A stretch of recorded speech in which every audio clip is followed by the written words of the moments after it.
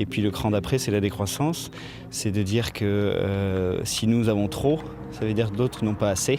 Il faut qu'on décroisse. Pourquoi ? Simplement parce qu'on utilise 1,6 planètes par année en termes de ressources. Il faut revenir à une sobriété. La sobriété, mettre les choses à notre juste mesure.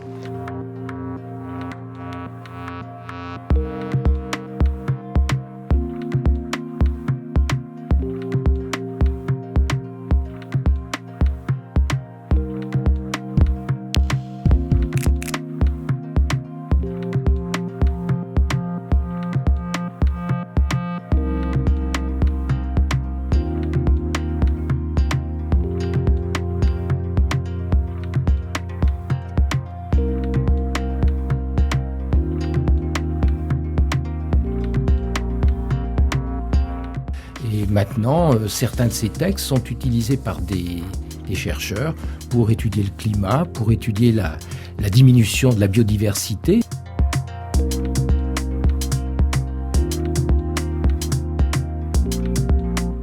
Le développement dans la seconde moitié du XIXe siècle de deux grands phénomènes qui bouleversent les sociétés européennes, qui sont l'industrialisation et l'urbanisation. Donc face à ce monde artificiel que l'homme a créé mais qu'il ne maîtrise plus vraiment, ce monde qui vient l'aliéner, voire le détruire par la pollution, par l'accident industriel, etc., la nature apparaît comme un refuge, un havre et un recours.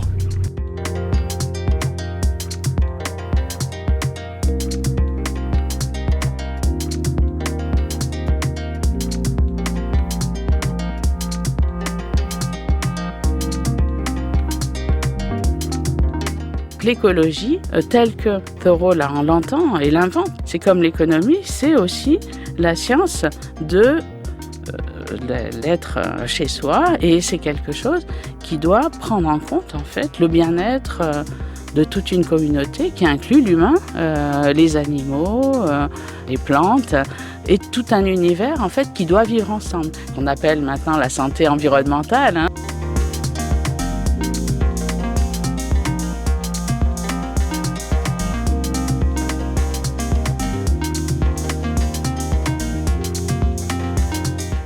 On est dans le cadre de la simplicité volontaire, supprimer tout ce qui est futile, tout ce qui est inutile, et le terme que je préfère parce qu'il est le plus fort, c'est la pauvreté volontaire.